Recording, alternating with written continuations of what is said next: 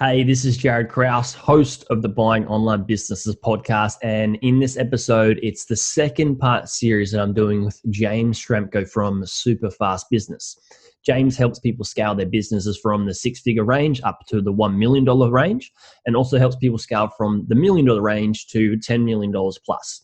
He's an author, a podcaster, speaker, surfer, and one of the best business minds I've had the privilege of speaking to.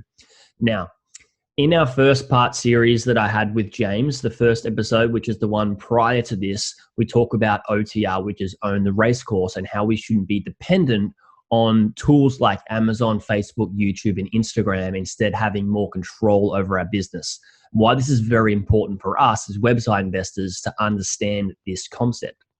Now, if you haven't listened to that episode, go back and listen to that one first. And then this next episode right now that you're going to be listening to next is the second part of the series I'm doing with James Schramko, and it's on work less, make more. And this is talking about James's book and the concepts in his book, which I'm very much aligned with, because it's really important to understand whether we're chasing success in our businesses and our life versus fulfillment. And I feel a lot of people are just chasing success and not actually liking where they're at, and putting ourselves into a position where we're more stressed out and not actually enjoying life. And we're chasing the rabbit and doing too many things. And I like to call these entrepreneurial suckisms, like grinding, working too hard, hustling, not getting sleep, not filling up our cup, and enjoying our lives outside of business as well. So in this episode, James and I are going to talk about the concepts of working less and making more, and actually being fulfilled over being successful. Now, before we get stuck into this episode, I want to talk to you about one-on-one coaching. And as most of you know, I've been getting asked for years for one-on-one coaching, ever since I stopped it really, meaning there is a list of people wanting this. So after a lot of planning, I'm excited to announce that I'll be opening up a very few select spots for private coaching within a mastermind setting. And so I'm reaching out and extending a bit of an invitation to you on this episode, and only in this episode, that if you are an online business owner and you want to scale, or if you have owned a business and you want to buy another business to scale, I feel you could be a great fit for this. However, this is quite exclusive, and there are only 20 spots available, meaning it will be first in, best dressed. And so I have no doubts that you have questions. So what I've done is I put together a bit of an application page for you to check out, and you can go to that application page and get that link from the show notes for this episode. But please only apply if you have an online business or have owned a business and want to buy another. This is not an entry-level program. So if that's you, after applying, you'll be able to have a conversation with me prior to being accepted, and I'll send you a calendar link to book this shortly after you apply. And this is where you have the opportunity to ask further questions about it, and we'll pre-qualify you to see if you're a good fit for the coaching and mastermind setting or not. So check out the link in the description if you're interested in that. Now let's get stuck into the episode. Today's episode is brought to you by Investors Club. Investors Club is a marketplace for serious buyers interested in proven businesses that aren't listed anywhere else. There is a free membership where you can get access to 14-day-old listings and can purchase due diligence reports for $47 each. Or if you become a paid member, you can get instant access to every single listing, unlimited due diligence reports, no fee escrow services, access to exclusive offers from Investor Club partners, and priority support. Now, sellers do sign a 2-month exclusivity agreement to only list with Investors Club. There are no purchase fees or commission, meaning the seller nor the buyer ever pay commission in any deal. And every due diligence report provides next level metrics to make sure due diligence is far less time consuming, making it quicker for you to seal the deal. Also, Investors Club have a great Q&A support available both for buyers and sellers. I'm a full member myself personally, and a lot of thought and effort has gone into this service. However, there are a limited amount of seats for this membership, so go and check them out at that URL, investors.club. That is investors.club.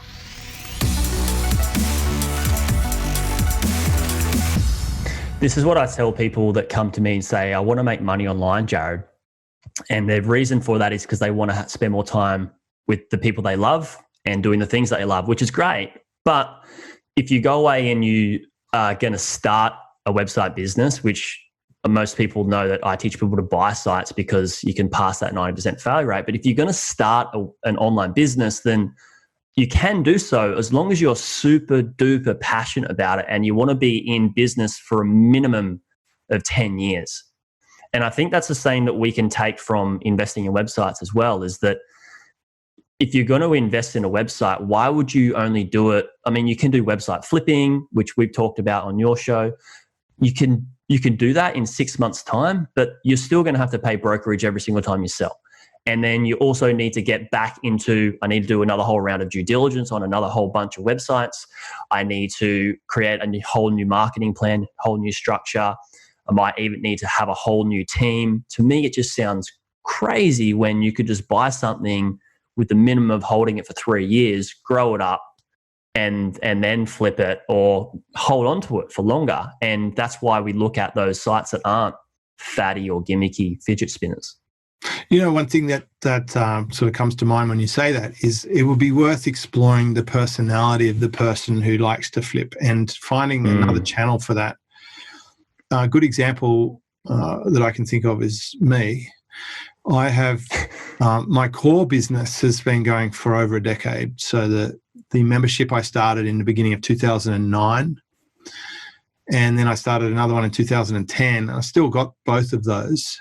But I do like buying and selling. I came from an industry. I came from Mercedes-Benz. We used to buy and sell every day for a living. We'd have to buy a trade-in to be able to sell the next car.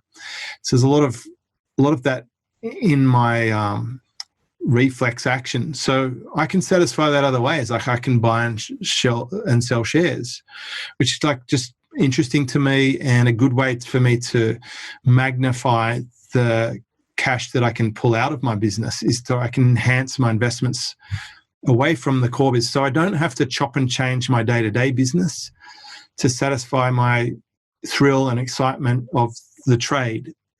I can use that outlet somewhere else. And I can also, buy and sell surfboards and experiment with them and get that satisfying exhilaration of having, new and exciting and different things, but just leave my business to do its thing and let it run its course. So I think understanding you is fully a quarter of having a successful life, if not more, that mindset around understanding yourself. So if you did find a furious flipper, then you'd want to make sure that you understand why they do it, and if there's another way they could achieve that interest and take advantage of what you're teaching them to build a sustainable portfolio. Yeah, I like that idea of having your main income or your main business be rock solid, stable, built on great foundations and run its course over a big, long macro trend and get your fulfillment from those other things that you need to have a lifestyle that you want from things that you can make mistakes in that aren't going to affect you overall because you've got this big macro business happening. I want to talk about your book. Them out. Sorry?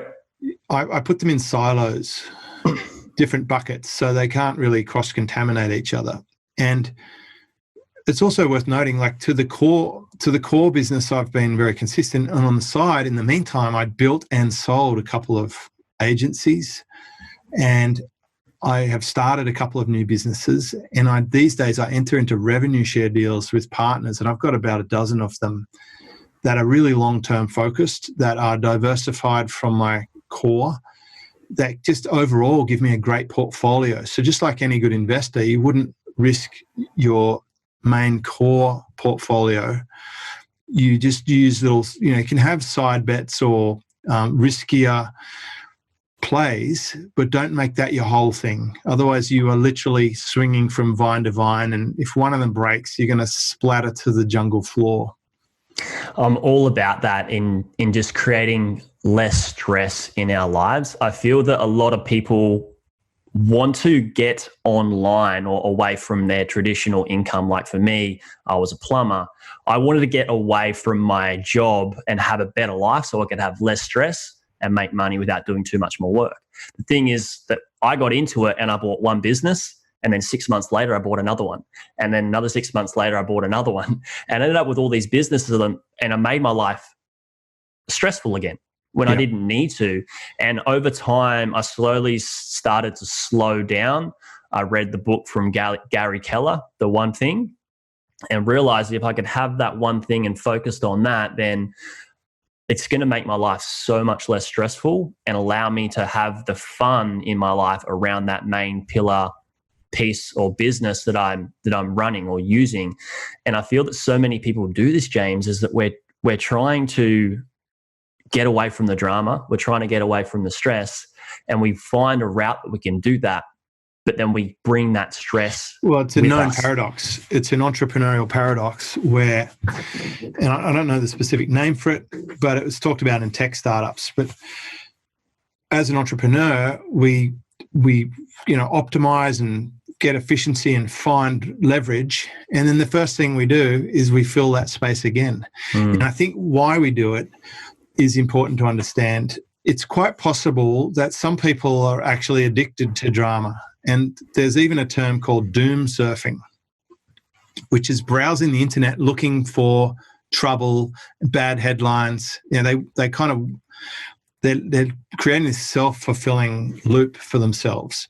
Wow. And one of the things my mentor really drummed into me was celebrate lack of drama.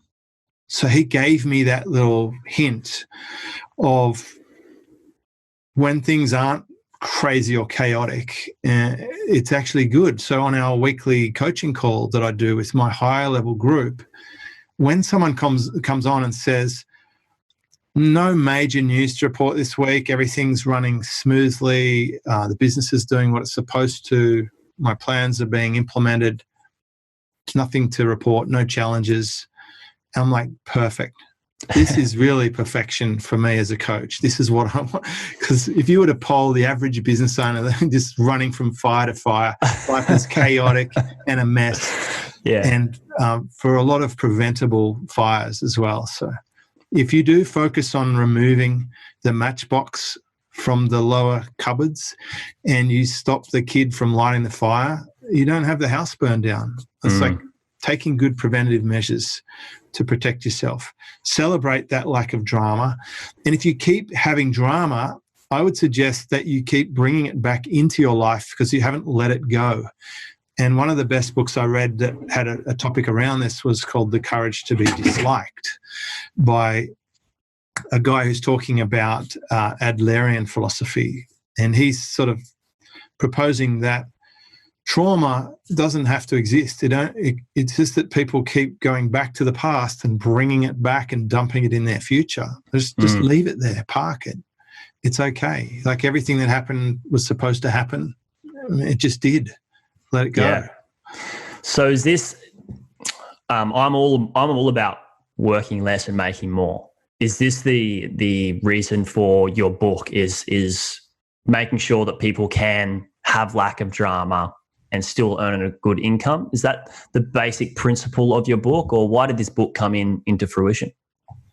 Well, I just see some really disturbing ideas put out there, like hustle and grind. Like hustle's a kind of, for me, it's got a negative connotation. It's like, pushy and aggressive and a trickster. Grinding, that's either like a pole dancer or a coffee barista, but it's not something I feel like I want to be doing. I don't like, as someone who has a little bit of mild osteoarthritis where my bones are grinding on each other, it's not good. It's painful. So I reckon I went through the phase. I worked very, very hard in my younger days, and then I became this business owner and entrepreneur, and I was working really, really hard in that crossover period. And then I kept sort of working hard and I had to pull back, and it took a lot of discipline to ease off the tools a bit. I would sit beside someone like 10 years ago and they'd be sitting at their computer watching YouTube videos. I didn't even know that was a thing. Like people actually sit there and just go like this at the screen. Like I was a cyborg robot type, highest work ethic you'd know from anyone. But I do think it's a bit unhealthy. I focus a lot more on making sure you get proper sleep, that you have time for family and relationships. So I've been to the hustle grind party.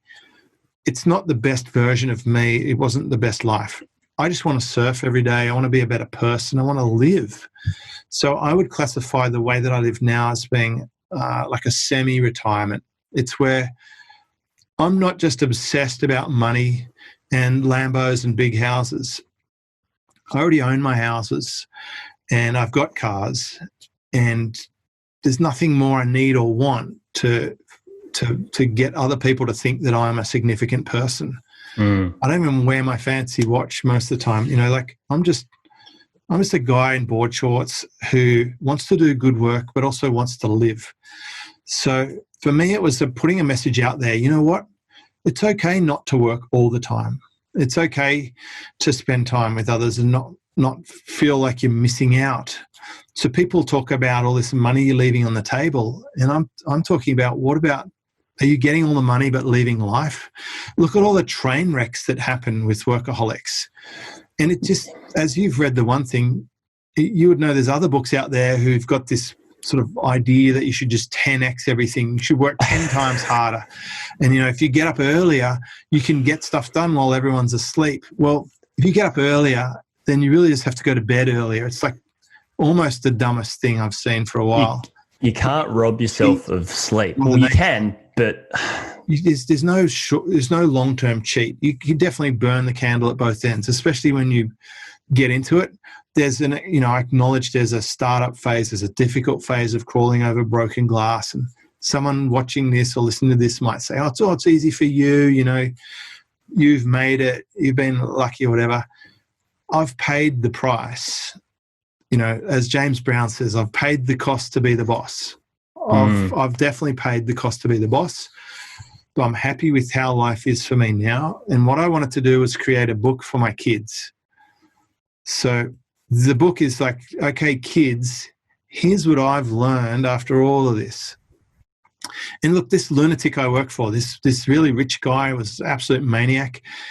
He would spit on you. He would swear at you. He'd wave a knife around and threaten to stab you. Like he was a nasty alcoholic, and he was most definitely bipolar and brilliant, yet also disgusting as a human. And I learnt the good bits and I discarded the bad bits. But he was almost the perfect lesson to me to what you could become if you became all about money and power.